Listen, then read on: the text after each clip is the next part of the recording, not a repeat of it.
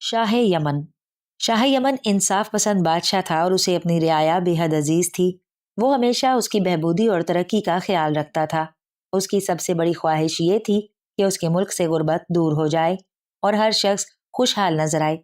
इसीलिए वो हर रोज दरबार में बेरोजगार लोगों को बुलाकर उनकी मदद करता और उन्हें रोजगार से लगाता था। शाह यमन की मोहब्बत और उसकी मेहरबानी का सलूक देखकर लोग उसे खुदा दोस्त के नाम से पुकारने लगे थे। एक रोज वो दरबार में बैठा हुआ था कि बेरोजगार लोगों की कतार में एक फकीर आकर खड़ा हो गया। बादशाह जब सबकी मदद कर चुका तो उसने फकीर से कहा, तुम क्या चाहते हो, मुलाजमत या कारोबार के लिए रकम? फकीर ने जवाब दिया, ए बादशाह, खुदा तुझे तरक्की दे और तेरी उम्र दराज करे। मैंने हमेशा भीख मांग कर गुजारा किया है, अब मुझसे मुलाजमत क्या होगी, कारोबार भी ना हो सकेगा, इसलिए रकम भी नहीं चाहिए। शाह यमन बोला, फिर यहाँ आने का मकसद क्या है, बयान करो। फकीर कहने लगा, ऐ नेक दिल और गरीब परवर बादशाह, अगर तू मुझे 3 रोज के लिए बादशाहत अता कर दे तो फिर मेरा कोई सवाल ना होगा। शाह यमन ने मुस्कुराते हुए कहा, अगर तुम खुद को इस काबिल समझते हो तो आओ और मेरे तख्त पर बैठ जाओ। फकीर बोला, खुदा तेरा भला करे, तूने मेरी सुनी है, खुदा तेरी सुनेगा। शाह यमन ने वजीर आजम से कहा, 3 रोज तक यह शख्स हमारी जगह हुकूमत करेगा, तुम इसकी खिदमत में हाजिर रहना और इसके हुक्म को दिलो जान से बजाते रहना। वजीर आजम ने जवाब दिया, आलम पनाह, आप फिक्र ना कीजिए, मैं और दूसरे तमाम वजीर इनके हर हुक्म की तामील करते रहेंगे। फिर शाह यमन ने फकीर को अपनी जगह तख्त पर बिठा दिया और ताज उसके सर पर रखकर उसे सलामी दी, फिर वहां से चला गया। फकीर बादशाह ने वजीर आजम की तरफ देखकर मूंछों को ताव दिया और अपनी लंबी दाढ़ी पर हाथ फेरा, फिर उसे हुक्म दिया, ए वजीर आजम, हमारे लिए फौरन नए और बादशाहों जैसे कपड़े सिलवा कर हमारी खिदमत में पेश करो। वजीर आजम ने कहा, बहुत बेहतर है बादशाह सलामत, मैं अभी दर्जी को पैगाम पहुंचा देता हूँ। ये कहकर वो दरवाजे की तरफ कदम उठाने लगा, लेकिन अभी 2-4 कदम ही चला था कि फकीर बादशाह ने आवाज दी, ए वजीर आजम, हम बहुत भूखे हैं, पहले खाना तैयार करने के लिए कह दो। वजीर आजम ने जवाब दिया, बादशाह सलामत, खाना तैयार है, लेकिन दस्तूर के मुताबिक दरबार बर्खास्त होने से पहले खाना दस्तरखान पर नहीं चुना जाएगा। फकीर बादशाह ने तेवरी चढ़ाते हुए कहा, दरबार को बर्खास्त करने के लिए क्या हाथी घोड़ों की जरूरत है? बस कह दो कि अब सब लोग अपने अपने घर जाकर आराम करें। दरबारी इस बात को सुनकर उठ खड़े हुए और आपस में कहने लगे, अजब आदमी है, ना बात करने की तमीज ना कोई सलीका है, बैठ गया बादशाह बनकर। गर्ज दरबारी चले गए और वजीर आजम फकीर बादशाह को अपने हमराह खाने के कमरे में ले गया। यहाँ दस्तरखान पर किस्म किस्म के खाने सलीके से रखे हुए थे। फकीर उन्हें देखकर बेचैन हो गया, जल्दी से अपना कंबल उतार कर एक तरफ फेंका और नहायत फुर्ती से बैठ गया। वजीर आजम ने कहा, हजूर, हाथ तो धो लीजिए। फकीर ने तिरछी निगाहों से देखते हुए कहा, अजीब बदतमीज हो कि तुम्हें यह भी मालूम नहीं कि बादशाह लोग हाथ नहीं धोया करते, उनके हाथ पाक साफ होते हैं। वजीर आजम बोला, माफी चाहता हूं, आप बिस्मिल्लाह कीजिए। वो एक एक चीज को घूर घूर कर देख रहा था और हर प्लेट में से एक एक लुकमा ले रहा था। उधर वजीर दिल ही दिल में कह रहा था कि कम वक्त ने कभी ख्वाब में भी ऐसे खाने ना देखे होंगे, आज ये चीजें देखकर कैसा बेचैन हो रहा है, चाहता है कि सब चीजें उड़कर हलक से उतर जाएं। गर्ज उसने खूब सेर होकर खाया, लेकिन फिर भी खाना बच रहा। उसे देखकर वजीर से बोला, ऐ वजीर, इस खाने को किसी जगह छुपा कर रख दे, हम शाम को खाएंगे, मगर होशियार रहना, लगते हुए कोई देख ना ले। वजीर आजम ने कहा, बादशाह सलामत, शाम की फिक्र ना कीजिए, आपको खाना ताजा मिलेगा। फकीर बादशाह बोला, कैसा बेवकूफ है, अबे अगर शाम का खाना हमें पसंद ना आया तो क्या करेंगे? ये चीजें रखी हुई होंगी तो उसे छोड़कर इसे खा तो लेंगे। वजीर आजम ने कहा, आप इस वक्त फकीर नहीं बादशाह हैं, आपके लिए तो लजीज खाने ही तैयार किए जाएंगे, इसलिए इस खाने का ख्याल छोड़ दीजिए। फकीर बादशाह ने अपनी कमीज से हाथ पोंछते हुए एक जोरदार डकार ली और कहा, चल ठीक है, अब इसे उठवा। उसी वक्त खिदमतगारों ने तमाम प्लेटें उठा ली और वहां से चलने लगे। फकीर ने एक और डकार ली, फिर आवाज दी, अबे शाही टुकड़ों की प्लेट इधर ला। 2 डकारें आते ही पेट में थोड़ी सी जगह हुई है शक्ल क्या देख रहा है? अबे इधर ला, गधा कहीं का, यूं लिए जा रहा है जैसे इसके बाप का माल है। खिदमतगार ने वो प्लेट सामने रख दी और वो जल्दी जल्दी चट कर गया। गर्ज 3 दिन तक उसने हुकूमत करने की बजाय ऐशो आराम किया। सारा दिन खाता और नरमो गुदाज बिस्तर पर पड़ा रहता, गाना सुनता, नाच देखता, थोड़ी थोड़ी देर के बाद कपड़े बदलता और खिदमतगारों को गालियां देता, वजीरों को बात बात पर झिड़कता और उन्हें नालायक बताता। मुलाजिम, कनीजे और वजीर सभी परेशान हो गए। खुदा खुदा करके चौथी सुबह हुई तो सब ने खुदा का शुक्र अदा किया और अब उस बदतमीज से निजात मिल गई। शाही अमन दरबार में आकर फकीर से बोला, अब आप तख्तो ताज छोड़ दीजिए, चूंकि 3 दिन गुजर चुके हैं। फकीर बादशाह ने मूंछों पर ताव देते हुए कहा, हमने 3 दिन की बादशाहत में देख लिया कि जो बात हुकूमत करने में है वो फकीरी में हरगिज नहीं है। अब तक तूने मजे उड़ाए हैं, अब हम मजे उड़ाएंगे। तू जानता है कि हम यमन के बादशाह हैं।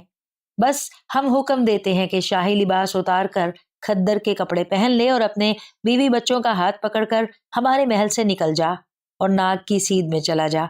मुड़कर देखा तो तेरी आंखें निकाल कर चीलों को खिला दूंगा। अबे खड़े खड़े सूरत क्या तक रहा है, जाता क्यों नहीं? दरबारी और वजीर शाही यमन की तरफ देख रहे थे कि वो क्या हुक्म देता है। जल्लाद तलवार लिए तैयार खड़ा था कि शाही यमन के इशारे पर फकीर का सर कलम कर दे, लेकिन शाह ने फकीर को जवाब दिया, हुकूमत आपको मुबारक हो, मैं अपने बीवी बच्चों को लेकर महल से चला जाता हूँ। फकीर बोला, महल से ही नहीं, शहर से भी निकल जा। वजीरों ने अर्ज की, जहां पना ऐसा ना कीजिए, मुल्क तबाह हो जाएगा। तख्तो ताज के आप ही मालिक हैं।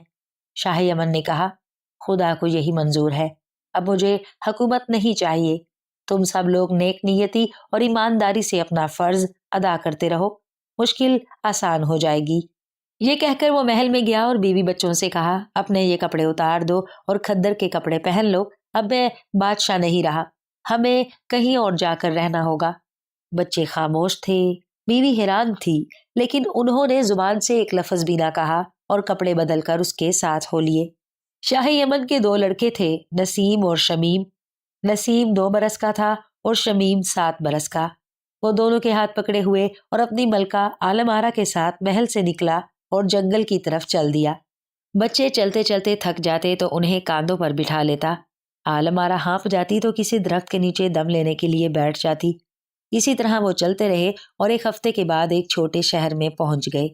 आलम आरा ने कहा, हमें इस शहर में ही ठहर जाना चाहिए। किसी सराय में एक कोठरी किराए पर ले लीजिए ताकि सर छुपाने को मिल जाए, फिर आप मेहनत मजदूरी करके 4 पैसे कमाइए। शाह को यह तजवीज़ पसंद आई और उसने सराय में एक कोठरी किराए पर हासिल कर ली। दूसरे दिन उसी शहर के बाहर एक सौदागर के काफिले ने पड़ाव डाला और सौदागर अपने क्याम के लिए जगह तलाश करने शहर में आया। वो इधर उधर घूमता हुआ सराय के दरवाजे पर पहुंचा और घोड़े से उतरकर सराय में गया। यहाँ उसकी मुलाकात शाह यमन से हो गई। वो शाह की सूरत देखकर दिल में कहने लगा, शरीफ आदमी है, नेक चलन और खिदमत गुजार मालूम होता है, इसे फरेब देना चाहिए।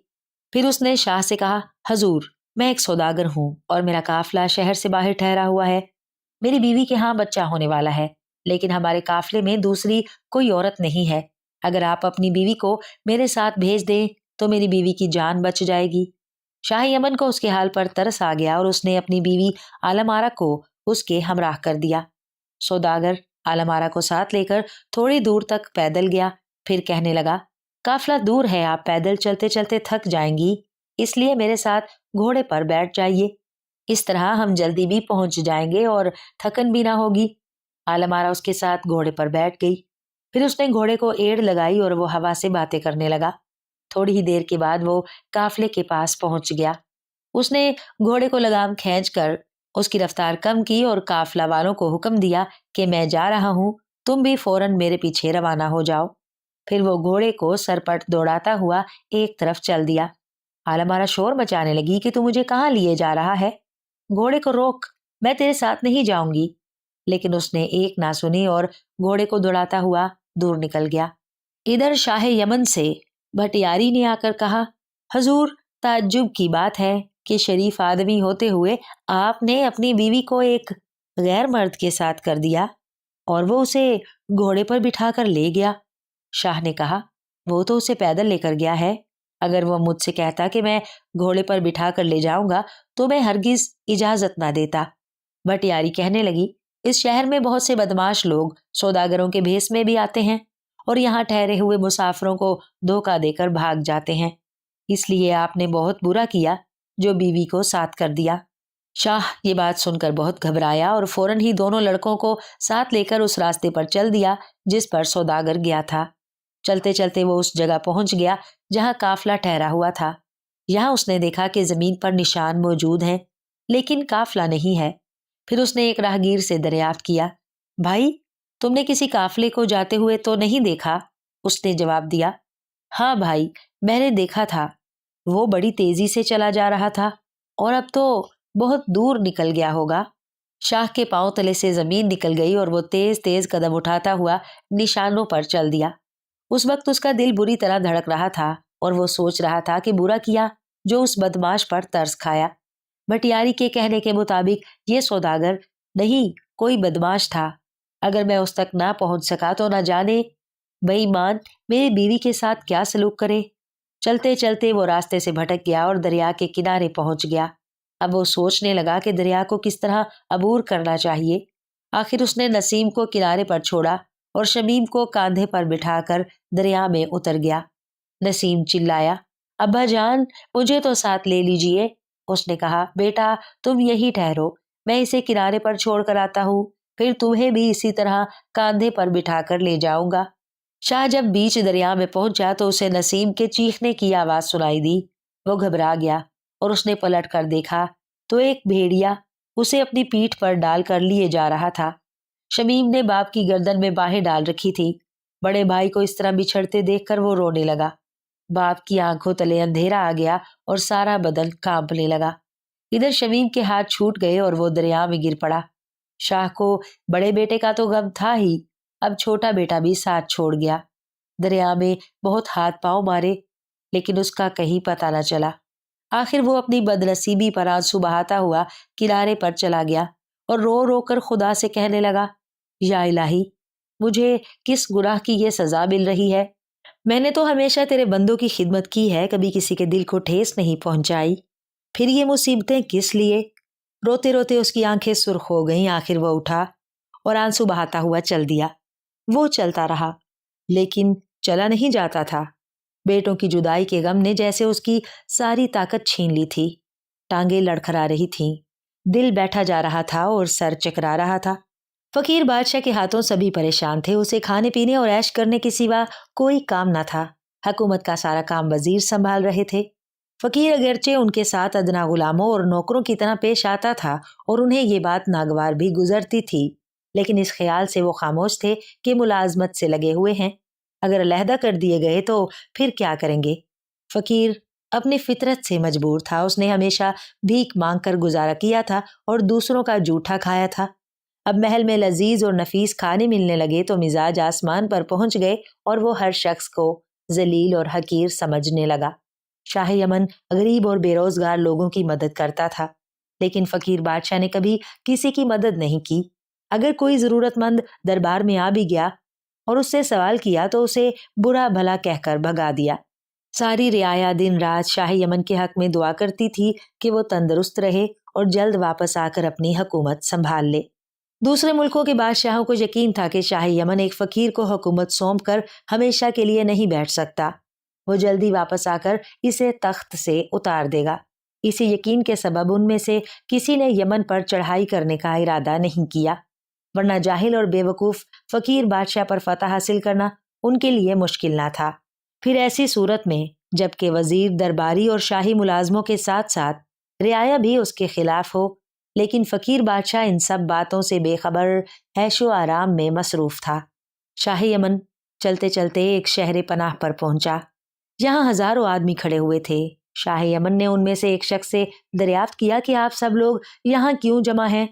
उसने जवाब दिया, परसों हमारे बादशाह का इंतकाल हो गया था, लिहाजा दस्तूर के मुताबिक आज शहर के वो तमाम लोग जो बादशाह बनने के ख्वाहिशमंद हैं यहाँ जमा हो गए हैं और एक बाज को उड़ा दिया गया है। वो नीचे उड़कर जिसके सर पर बैठेगा उसी को बादशाह बना दिया जाएगा। शाह यमन ने कहा, क्या मरहूम बादशाह की औलाद नहीं है? उसने जवाब दिया, औलाद तो है, लेकिन हमारे मुल्क में बादशाहत किसी एक खानदान के हिस्से में नहीं आती। शाह यमन ये बात सुनकर तमाशा देखने के लिए खड़ा हो गया। खुदा की कुदरत के बाज नीचे उतरा तो उसी के सर पर बैठ गया। शाह बहुत हैरान हुआ और बाज को सर से उड़ाने लगा, लेकिन लोगों ने उसे घेर लिया और मुबारकबाद देने लगे। शाह ने कहा, भाइयों, मैं बादशाह नहीं बनना चाहता। लोगों ने यक जुबान होकर कहा, अब तो बादशाह बनना पड़ेगा, ये खुदा का हुक्म है। फिर वो सब उसे पकड़ कर ले गए और शहर में जाकर उसके गले में फूलों के हार पहना दिए। फिर एक सफेद घोड़े पर बिठाकर हर गली कूचे और हर बाजार से उसका जुलूस निकाला। उसके बाद वजीर, अमीर और दरबारी उसे इज्जत के साथ महल में ले गए और नहला धुलाकर नई पोशाक पहनाई और लजीज खाने खिलाए। फिर उसी रोज शाम के वक्त तख्त पर बिठाया और ताजपोशी की रस्म अदा की। शाह को हुकूमत के तौर तरीक मालूम ही थे, इसलिए उसने पहले ही दिन से हर काम को बखूबी संभाल लिया। इस बात से हर वजीर हैरान भी था और खुश भी था। शाह ने मुल्क का इंतजाम बहुत बेहतर कर दिया और रियाया पहले से कहीं ज्यादा खुशहाल हो गई। दूसरे मुल्कों से तिजारत होने लगी और आपस में ताल्लुकात पैदा हो गए। गर्ज 2 साल के अरसे में उसने इस मुल्क को बहुत तरक्की दी और इत्मीनान से हुकूमत करता रहा। एक रोज बैठे बैठे उसे अपने दोनों बच्चों की याद ने बुरी तरह सताया और उसकी आंखों से आंसू बहने लगे। वजीर ने जो ये हाल देखा तो घबरा कर कहने लगा, हजूर, ये आपकी आंखों में आंसू कैसे? उसने ठंडा सांस लेकर कहा, मैं सोच रहा था कि अगर मेरी औलाद होती तो आज मैं कितना खुश होता। वजीर ने कहा, आप शादी कर लीजिए, खुदा औलाद भी दे देगा। शाह ने फिर एक ठंडा सांस लिया और कहा, नहीं, मैं शादी नहीं करूंगा, बल्कि मैं चाहता हूं कि तुम ऐलान कर दो कि हम 2 लड़कों को हासिल करना चाहते हैं। जो लोग देना चाहें हमें देकर मुंह मांगा इनाम हासिल करें। वजीर ने दूसरे ही दिन ऐलान कर दिया। उसके 3-4 रोज के बाद बहुत से लोग लड़कों को लेकर हाजिर हो गए। बादशाह ने उनमें से एक एक लड़के को बुलाकर उससे थोड़ी थोड़ी देर गुफ्तगू की और अपने तजर्बे से 2 लड़कों को शरीफ जहन और होशियार देखकर अपने पास बिठा लिया। उन्हें 2 मुख्तलिफ आदमी लेकर आए थे। बादशाह ने उन दोनों को 5-5 हजार अशरफियां देकर रुखसत कर दिया और लड़कों को नई पोशाकें पहनवा कर उनसे कहा, हम तुम दोनों को अपनी औलाद की तरह समझते हैं और हमेशा तुम्हारी भलाई का ख्याल रखेंगे। तुम भी हमको अपने बाप की तरह समझना और नेक नियति से रहना। दोनों लड़कों ने वादा किया और महल में शहजादों की तरह रहने लगे। 1 हफ्ते के बाद बादशाह ने उनकी तालीम और तरबियत के लिए अतालीक भी मुकर्रर कर दिए ताकि वो हर फन को सीख कर किसी लायक हो जाएं। बादशाह को उन दोनों लड़कों से ऐसी मोहब्बत हो गई थी जैसे वो उसके अपने ही बेटे थे। रात को वो उन्हें अपने पास ही सुलाता और उन्हीं के साथ नाश्ता करता और खाना खाता। दरबार में भी उन्हें अपने पास बिठाता, एक को दाएं तरफ और दूसरे को बाएं जानिब। इस तरह दोनों लड़के दरबार के आदाब भी सीखने लगे। वो सौदागर जो शाह यमन की बीवी को लेकर फरार हुआ था, वो उसी मुल्क का बाशिंदा था और पहले बादशाह से उसके खुशगवार ताल्लुकात थे। बाहर के मुल्कों से जब वो वापस अपने मुल्क में आया तो उसे मालूम हुआ कि बादशाह को मरे हुए 2 साल गुजर चुके हैं और उसकी जगह अब एक नया बादशाह हुकूमत कर रहा है। उसे खुशामद करने की आदत थी, इसलिए वो बहुत से तोहफे लेकर बादशाह की खिदमत में हाजिर हुआ और कहने लगा, आलम पनाह, मैं इस मुल्क का रहने वाला हूँ और सौदागरी मेरा पेशा है। 2 साल बाहर रहने के बाद वापस आया हूँ और आपके लिए ये तोहफे लेकर हाजिर हुआ हूँ। बादशाह ने इन तोहफों को कबूल कर लिया और उसे नेक आदमी समझकर अपने मुसाहिबों में शामिल कर लिया। सौदागर हर रोज जाता और इधर उधर के किस्से सुनाकर और चापलूसी की बातें करके चला आता। उसे जब इसी तरह आते जाते 1.5 महीना गुजर गया तो बादशाह को यकीन हो गया कि वो कोई नेक आदमी नहीं है। फिर उसने एक रात दोनों लड़कों से कहा कि कल रात जब ये सौदागर महल से निकले तो तुम दोनों इसके पीछे पीछे जाना और ये देखना कि ये कहाँ रहता है और उसके पास कैसे कैसे लोग आते हैं। गर्ज दूसरी रात को दोनों लड़के उसके पीछे चल दिए। वो रास्ते में कहीं नहीं रुका और सीधा अपनी हवेली में चला गया। दोनों लड़के हवेली के दरवाजे के करीब दीवार से लगकर बैठ गए। उनमें से एक लड़के को नींद आने लगी तो वो दूसरे से कहने लगा, भाई नींद आ रही है, खामोश रहने से तो बेहतर है कि आपस में बातें करें। दूसरा लड़का बोला, अच्छा तो ये कहो कि तुम्हारे बाप ने तुम्हें 5,000 अशरफियों में क्यों फरोख्त कर दिया? क्या उसे तुमसे मोहब्बत नहीं थी? उसने जवाब दिया, वो मेरा बाप नहीं था, वो तो एक मछेरा था। मेरा बाप तो यमन का बादशाह था। एक रोज वो मुझे और मेरे भाई नसीम को साथ लेकर दरिया के किनारे पर गया। नसीम को छोड़कर मुझे कांधे पर बिठाया और दरिया में उतर गया। जब हम बीच दरिया में पहुंचे तो नसीम की चीख सुनाई दी। हमने घबरा कर उस तरफ देखा तो एक भेड़िया उसे उठाकर लिए जा रहा था। मेरा बाप भी घबरा गया और मैं भी चीखने चिल्लाने लगा। बस उसी घबराहट में मेरे हाथ छूट गए और मैं दरिया में गिर पड़ा। फिर मुझे कुछ होश नहीं रहा, लेकिन जब आंखें खुली तो मैंने देखा कि मैं मछेरों की झोंपड़ी में एक चिटाई पर लेटा हुआ हूं। मछेरों ने मेरी परवरिश की और जब बादशाह का ऐलान सुना तो मुझे साथ लेकर 5,000 अशरफियों में फरोख्त कर दिया। दूसरे लड़के ने कहा, तुम्हारे भाई का नाम नसीम था, उसे तो मैं जानता हूं। शमीम बोला, तुम जानते हो? क्या उसे भेड़िए ने नहीं खाया था? उसने जवाब दिया, भेड़िया उसे पीठ पर डालकर ले जा रहा था कि एक शिकारी ने उसे देख लिया और उसके पीछे घोड़े को दौड़ाने लगा। थोड़ी देर के बाद वो भेड़िए के करीब पहुंच गया और उसने तीर मारकर उसे मार दिया और नसीम को घोड़े पर बिठाकर अपने घर ले गया। शमीम कहने लगा, क्या तुम मुझे उसके पास ले चलोगे? उसने कहा, अब तो मुश्किल है, चूंकि शिकारी ने उसे बादशाह के हाथ 5,000 अशरफियों में फरोख्त कर दिया। शमीम भाईजान कहकर उसे चिमट गया। दोनों की आंखों से आंसू टपकने लगे। उसी वक्त करीब की खिड़की से आवाज आई, मेरे बच्चों, तुम्हारी दुखियारी माँ यहाँ कैद है। दोनों ने एक दूसरे की सूरत देखी और आपस में कहा, यह आवाज हमारी माँ की है, वो इसी सौदागर की कैद में है। चलो चलकर बादशाह से फरियाद करें। फिर दोनों दौड़ते हुए महल में गए और बादशाह को जगाकर उसके पैरों से लिपट गए और आंसुओं से रोने लगे। बादशाह घबरा कर उठ बैठा और उन्हें प्यार से अपने करीब बिठाकर कहने लगा, मेरे प्यारे बच्चों, तुम अभी से क्यों वापस आ गए और तुम्हारी आंखों में ये आंसू कैसे हैं? दोनों ने कहा, उस सौदागर ने अपनी हवेली में हमारी माँ को कैद कर रखा है, उसे रिहा करा दीजिए। बादशाह ने कहा, क्या तुम दोनों की माँ एक है? शमीम बोला, जी हाँ, और ये मेरा भाई नसीम है, हम दोनों यमन के शहजादे हैं। फिर उन्होंने बादशाह को सारा वाकया सुनाया तो उसने उन्हें सीने से लगा लिया और कहा, मेरे बच्चों, मैं तुम्हारा बाप हूं, क्या तुमने मुझे नहीं पहचाना? दोनों लड़के बाप से मिलकर बहुत खुश हुए और कहने लगे, अब्बा जान, हमारी अम्मी को इसी वक्त बुलवाइए। बादशाह ने कहा, हम समझ गए, ये सौदागर वही है जो मुझे धोखा देकर तुम्हारी माँ को लेकर फरार हो गया था। खैर, फिक्र ना करो, कल हम इस सौदागर से बात करेंगे। दूसरे दिन सौदागर बादशाह के पास आया तो बादशाह ने उससे कहा, आज हमारा इरादा था कि हम तुम्हारे मकान पर जाते, मगर जाने से पहले तुम ही आ गए। सौदागर ने जवाब दिया, आलम पनाह, मेरा मकान आपके कदमों के काबिल तो नहीं है, लेकिन आपकी ख्वाहिश है, इसलिए मैं आपको दावत देता हूँ, कल आप तशरीफ ले आइए। बादशाह ने इस दावत को कबूल कर लिया और दूसरे दिन अपने दोनों बेटों और वजीरों को हमराह लिए उसकी हवेली में गया। सौदागर ने उन सब की खातिर तवाज़ो की। उसके बाद नाचने वाली हसीन लड़कियों को बुलाकर उनका नाच दिखाया। नाच देखते ही बादशाह ने कहा, तुम्हारी हवेली बहुत खूबसूरत बनी हुई है, हम इसकी सैर करना चाहते हैं ताकि हमें मालूम हो जाए कि हवेली और महल में क्या फर्क है। सौदागर ने कहा, बहुत बेहतर है, तशरीफ ले चलिए। और वो सबको अपने साथ हवेली के हर कमरे में ले गया। सिर्फ एक कमरा बाकी रह गया था कि वो उन्हें बाग की तरफ ले जाने लगा। बादशाह ने कहा, इस कमरे को क्यों छोड़ दिया? सौदागर ने कहा, इस कमरे में कोई खास चीज नहीं है, अगर आप देखना ही चाहते हैं तो चलिए। फिर वो उन सबको उस कमरे में ले गया। यहाँ एक बुत खड़ा हुआ था और उस पर पर्दा पड़ा हुआ था।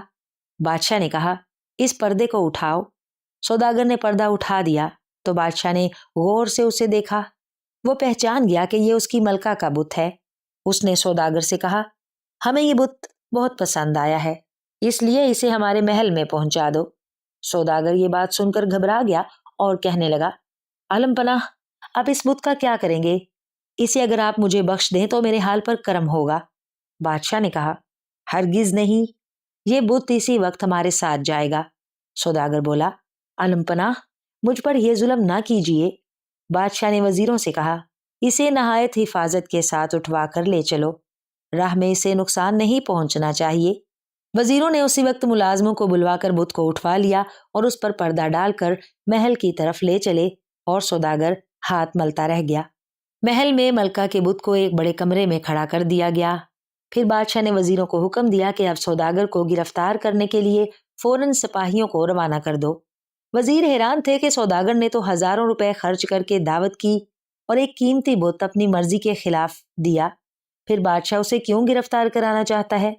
لیکن انہوں نے کچھ نہ کہا اور سپاہیوں کو روانہ کر دیا۔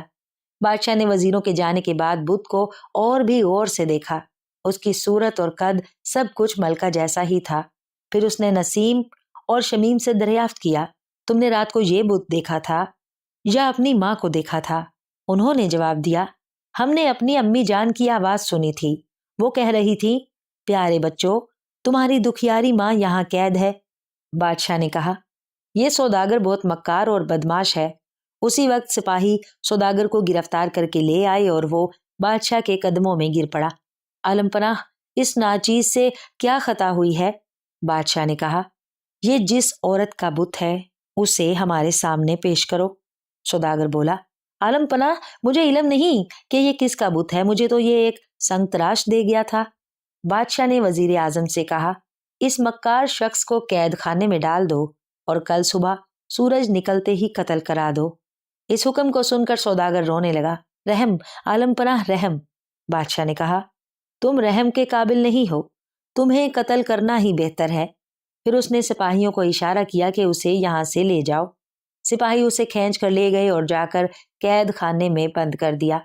سوداگر روتا اور چیختا چلاتا رہا لیکن کسی نے اس کی نہ سنی۔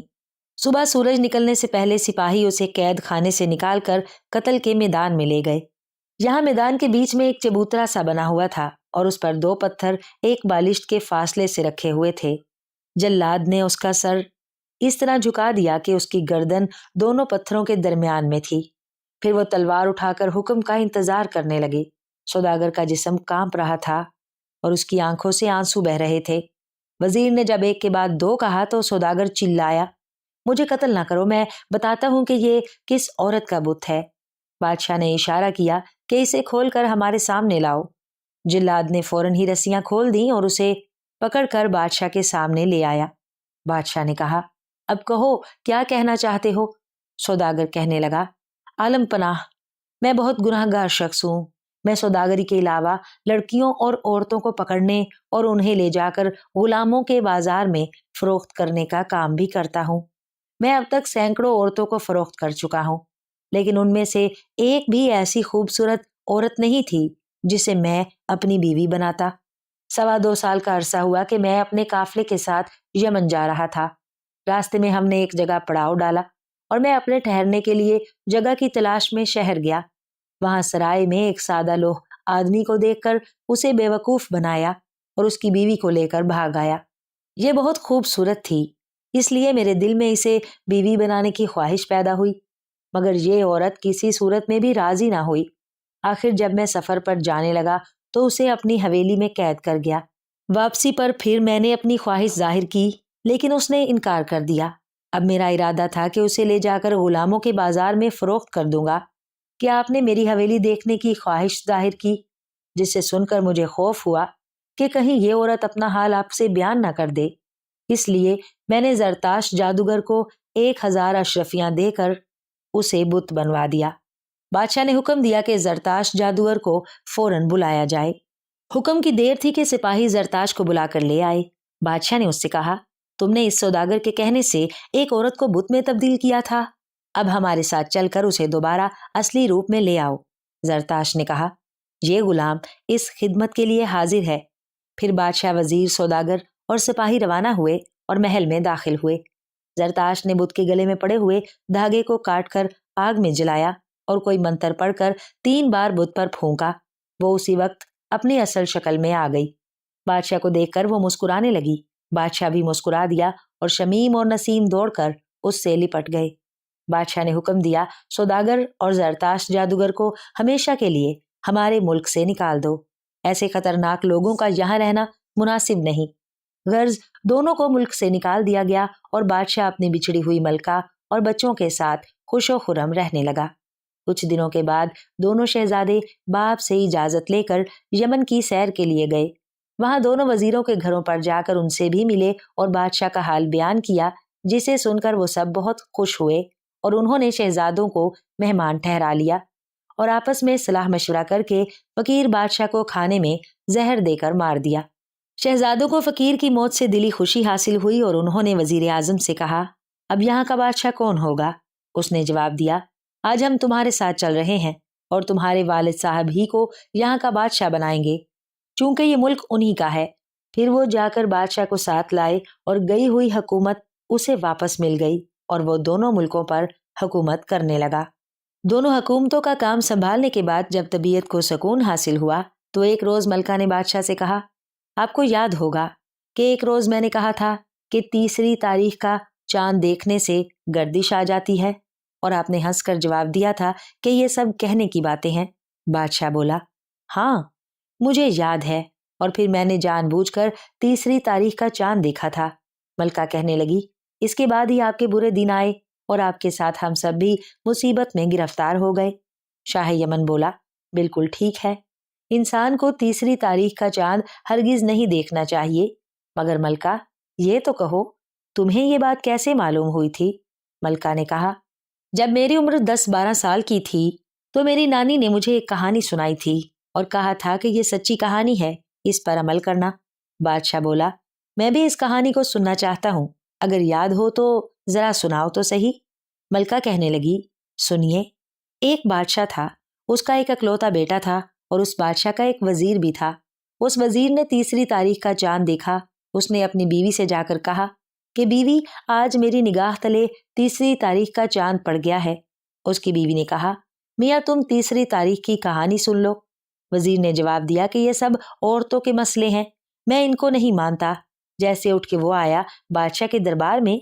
बादशाह ने कहा, वजीर, मेरा लड़का जाता है शिकार को, तू उसके साथ जा। वजीर शहजादे के साथ शिकार को गया। उस जगह से जब वापस आने लगा तो उसने कहा, मैं बादशाह के लिए उस जगह से क्या तोहफा ले आऊं? वो एक तरबूज और कलम तराश रुमाल में बांध कर बादशाह के हजूर में ले गया। बादशाह ने जो इस रुमाल को देखा तो उसे कुछ ऐसा मालूम हुआ कि मेरे बेटे का सर और कलम तराश है।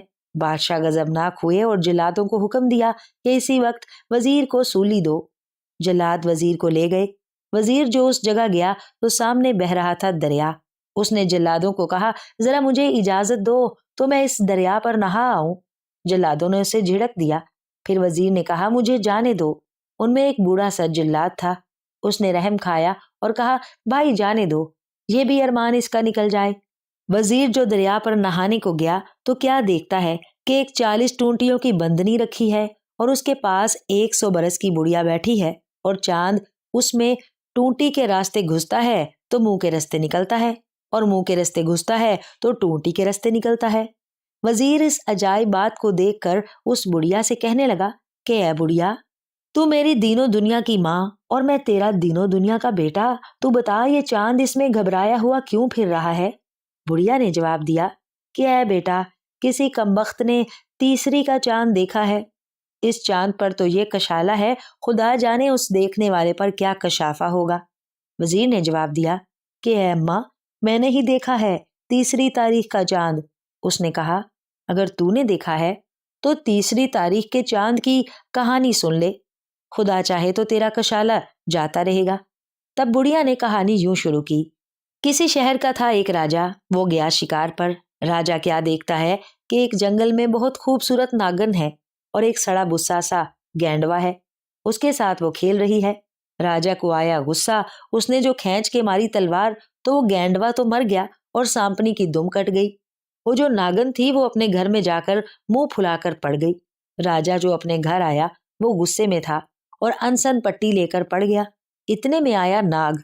नाग ने जो देखा मेरी नागनी लेटी है, उसने नागन से पूछा, ए नागनी, तुझको क्या हुआ जो तू इस तरह लेटी? नागनी ने जवाब दिया कि ए नाग, फलाने फलाने शहर का राजा आया था शिकार खेलने और मैं जंगल में ओस चाटती फिर रही थी। उसने बगैर कसूर के मेरी दुम काट डाली है। जब तक तू उसको जाकर डस ना आएगा तब तक ना दाना खाऊंगी ना पानी पीऊंगी। उसने कहा, ए नागनी, तू उठ, दाना खा, पानी पी, ये क्या बड़ी बात है?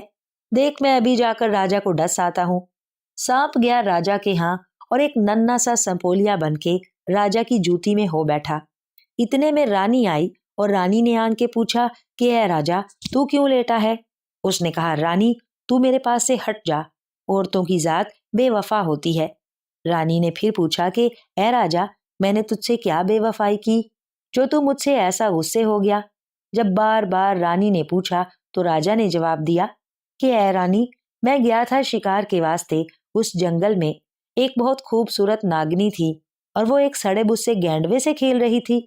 मैंने ख्याल किया कि जैसी खूबसूरत ये नागनी है ऐसा ही खूबसूरत उसका नाग होगा, मगर औरत जो बेअकल होती है, इस वास्ते ये इस बदशक्ल गेंडवे के साथ खेल रही है। मुझे जो आया गुस्सा, मैंने मारी तलवार।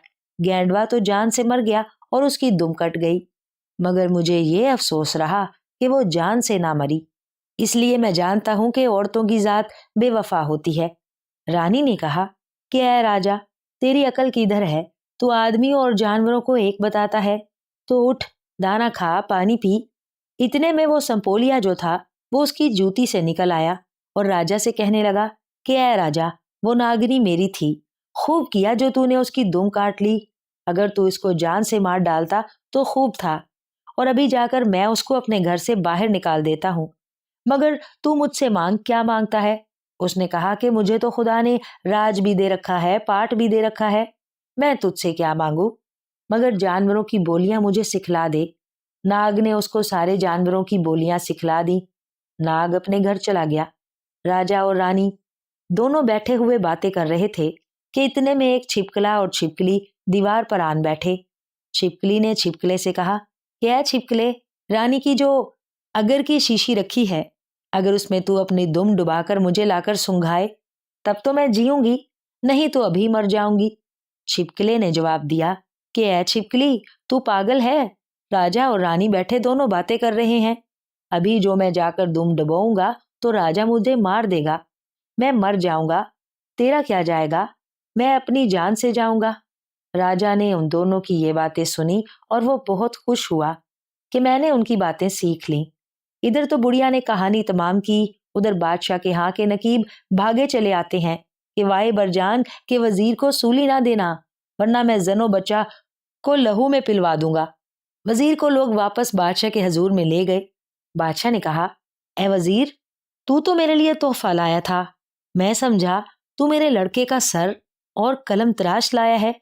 वजीर ने जवाब दिया कि हजूर, आपका इसमें कुछ कसूर नहीं, ये मेरे अमाल की गर्दिश थी। मैंने तीसरी का चांद देखा था, ये उसकी गर्दिश थी।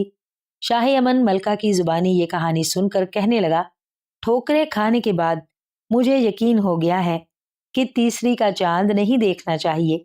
मलका बोली, और ये बात भी याद रखिए कि जो आदमी जिस काम का अहल हो उसे वही काम देना चाहिए। फकीर हुकूमत करने का अहल नहीं था, लेकिन आपने उसे तख्त पर बिठा दिया, जिसका नतीजा ये निकला कि सब परेशान हो गए।